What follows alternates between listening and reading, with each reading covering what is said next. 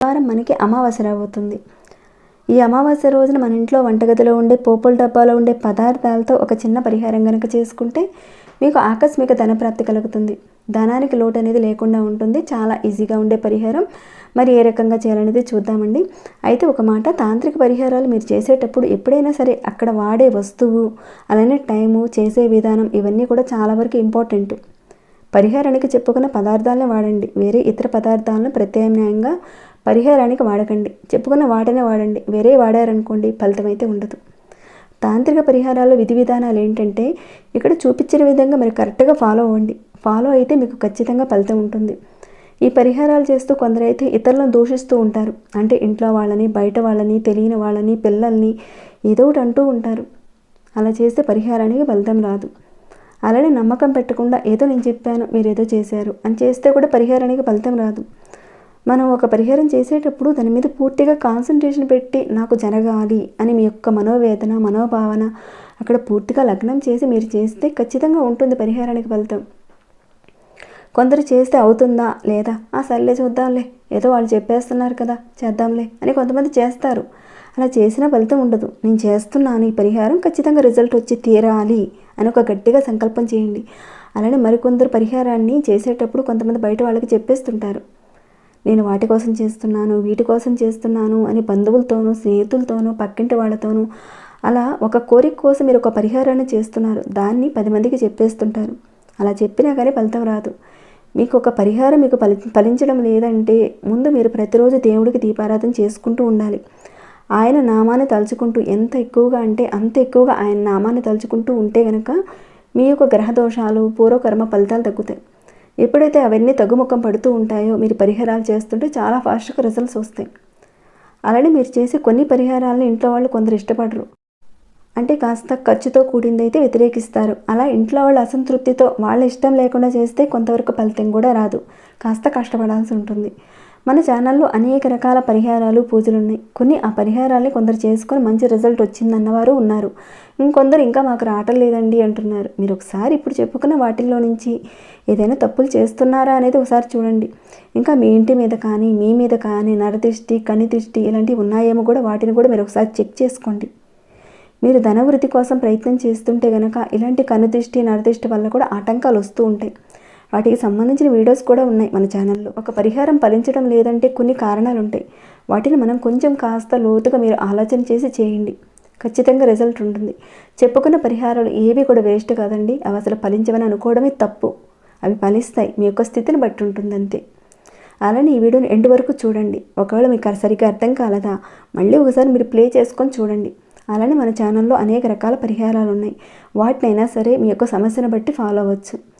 ఇక మిగతా విషయాలన్నీ తెలుసుకునే ముందు ఒక చిన్న రిక్వెస్ట్ అండి. ఎప్పుడు చెప్పే ఒక మాట, ఈ వీడియోకి ఒక చిన్న లైక్ చేయండి. సబ్స్క్రైబ్ కాని వారు సబ్స్క్రైబ్ చేసుకుని బెల్ బటన్ ప్రెస్ చేసిన వెంటనే అలానే నోటిఫికేషన్ తప్పకుండా యాక్టివేట్లో పెట్టుకోండి. అలా చేస్తేనే ఈ ఛానల్ నుంచి వచ్చే ప్రతి ఒక్క వీడియో నోటిఫికేషన్ ఎక్కడ మిస్ కాకుండా మీ వరకు వచ్చేస్తాయి. ఓకేనండి. ఇలాంటి తాంత్రిక పరిహారాలు చాలా ఈజీగా కనిపిస్తాయి మీకు. కానీ చేస్తే కనుక, అంటే కరెక్ట్గా చేస్తే కనుక మీ అంత అదృష్టవంతులు ఉంటారు. అంత అద్భుతమైన ఫలితాలు ఉంటాయి. ఇన్ని విషయాలు ఎందుకు చెప్తున్నానంటే చాలామంది అడుగుతున్నారు కదా, అందుకే ఎంత చెప్తున్నాను. ఇక పరిహారం ఏ రకంగా చేయాలనేది చూసేద్దాం. ఈ పరిహారాన్ని బుధవారం రాత్రి చేయాలి. ఇంతకీ ఈ పరిహారం దేనికి చేసుకోవాలంటే ఆకస్మిక ధనప్రాప్తి కోసం, ధనానికి లోటు అనేది మీరు చేస్తున్న జాబ్ విషయాల్లో కావచ్చు, వ్యాపారం కావచ్చు, అది రోజు రోజుకి ఇంప్రూవ్మెంట్కి వెళ్ళగలిగేలా మీకు అవకాశాలు అనేవి కనిపిస్తాయి. మీరు చేస్తున్న పనుల్లో ఆటంకాలు తొలగిపోతాయి. మీరు ఏదైనా ఒక పని కొత్తగా మొదలు పెట్టబోతున్నారు, వ్యాపారం అవ్వచ్చు, ఏదైనా అవ్వచ్చు, కొత్తగా మొదలు పెట్టబోతున్నారు. దాంట్లో ఆటంకాలు అనేటివి రాకుండా ఈ పరిహారం చాలా బాగా ఉపయోగపడుతుంది. ఆ అమ్మవారి యొక్క అనుగ్రహం మీ మీద ఉంటే ఖచ్చితంగా ఎలాంటి కష్టాలైనా సరే మిమ్మల్ని వాటి నుంచి దాటేలా కాపాడుతుంది అమ్మవారు. ఈ పరిహారం చేయడం వల్ల ఏదో ఒక రూపంలో మీకు ధనం వస్తూనే ఉంటుంది. చేతిలో డబ్బు లేదనే కొరత ఉండదు. ఉన్నదానికంటే మరింతగా వెళ్ళే అవకాశం ఉంటుంది మీరు ముందుకి. అలానే మీకు రావాల్సిన డబ్బులు ఏమైనా ఉంటే కనుక అవి కూడా తిరిగి రావడానికి ఈ పరిహారం బాగా ఉపయోగపడుతుంది. ఈ పరిహారాన్ని ఎవరైనా చేసుకోవచ్చు, కానీ ఆడవారు నెలసరి టైంలో మాత్రం చేయకండి. ఈ పరిహారాన్ని ఎప్పుడు చేయాలనే మాట కనుక వెళ్తే కనుక బుధవారం రాత్రి, ఇప్పుడు మనకి బుధవారం అమావాస్య కూడా వస్తుంది కాబట్టి ఈ బుధవారం రాత్రి 7 గంటల నుంచి 12 గంటల లోపుగా చేయాలి. ఈ పరిహారాన్ని మీరు రాత్రి 7 గంటల నుంచి 12 గంటల లోపుగా ఎప్పుడు చేసినా కానీ మీరు స్నానం చేసిన తర్వాతనే మీరు ఈ పరిహారం చేయాలి. అంటే కొంతమందికి సాయంత్రం పూట స్నానం చేసే అలవాటు ఉండదు కదా, అందుకే చెప్తున్నాను. సాయంత్రం పూట స్నానం చేసుకుని తర్వాత ఈ పరిహారం చేసుకోవాలి. ఈ పరిహారాన్ని మీ దేవుడి గదిలోనే, మీ పూజా మందిరంలోనే అక్కడే చక్కగా కూర్చొని చేయండి. ముందుగా మీరు ఏం చేస్తారంటే ఆవాలు తీసుకోండి, 21 ఆవాలు తీసుకోండి. లెక్క పెట్టుకొని 21 ఆవాలను తీసుకోండి. ఈ 21 ఆవాలను ఒక చిన్న ప్లేట్లో పెట్టండి, స్టీల్ కాని ప్లేట్లో పెట్టండి. పెట్టేసి కాస్త సింధూరాన్ని కూడా తీసుకోండి. ఆంజనేయ స్వామివారికి సింధూరాన్ని సమర్పిస్తారు కదండి, ఆ సింధూరాన్ని తీసుకోండి.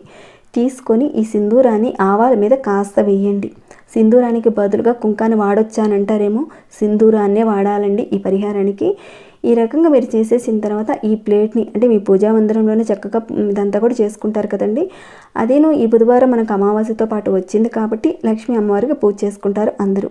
కాబట్టి లక్ష్మీ అమ్మవారి దగ్గర చక్కగా దీపారాధన చేసుకోండి. అలానే గంధము, కుంకుమ, పూలు అన్నీ పెట్టండి. పెట్టేసిన తర్వాత ఈ పరిహారాన్ని మొదలుపెట్టి వీటన్నిటిని ప్లేట్లో పెట్టి అమ్మవారి ముందు పెట్టండి. పెట్టేసి ఒక నమస్కారం చేసుకోండి. ఇక అమ్మవారికి సంబంధించిన నామాలన్నీ కూడా చక్కగా జపించుకోండి.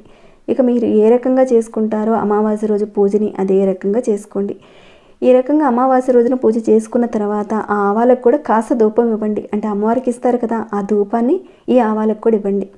ఇక ఏదైతే మీరు ఆ ప్లేట్లో ఆవాలు పెట్టారో వీటన్నిటినీ కూడా అమ్మవారి ముందు అక్కడే అదే రోజు రాత్రి మొత్తం కూడా అక్కడే ఉంచేసేయండి.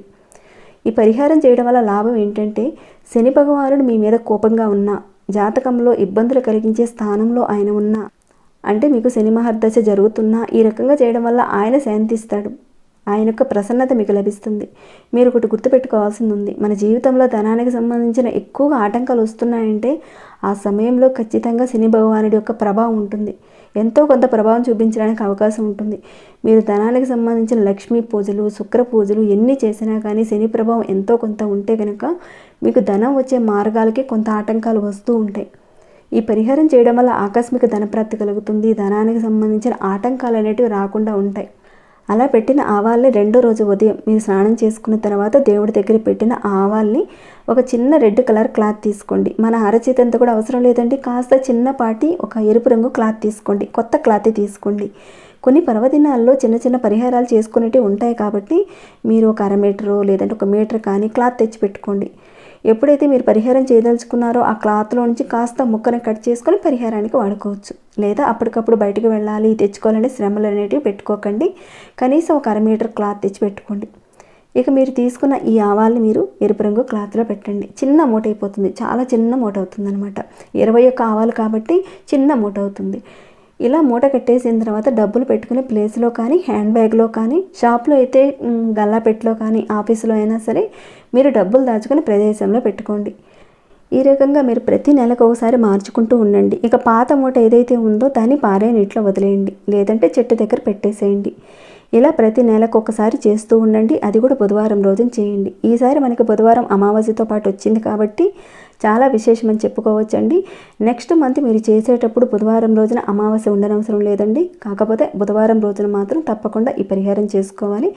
ఇలా మీరు ప్రతి నెల చేసుకుంటూ ఉంటే కనుక మీ యొక్క సమస్యలు అనేటివి తీరుతాయి. ధనానికి సంబంధించిన సమస్యలు ఏవైతే ఉన్నాయో ఆ సమస్యలన్నీ తగ్గుతాయి. మరి ఈ వీడియోని ఇంతటితో ముగిస్తున్నాను. మరి మీ మనసుకు ఎలా అనిపించిందని మాట చెప్పండి. ఇంకేమైనా డౌట్స్ వస్తే కనుక అడగండి, తప్పకుండా రిప్లై ఇస్తాను. ఇంకా లైక్ చేయని వాడు ఎవరైనా ఉంటే కనుక ఒక చిన్న లైక్ చేయండి. సబ్స్క్రైబ్ కాని వారు మన ఛానల్కి సబ్స్క్రైబ్ కండి. అలానే ప్రతిరోజు మన ఛానల్లో ఉన్న వీడియోస్ని చూస్తూ ఉండండి. మరొక భక్తి వీడియోలో మళ్ళీ మిమ్మల్ని కలుసుకుంటాను. అంతవరకు సెలవు.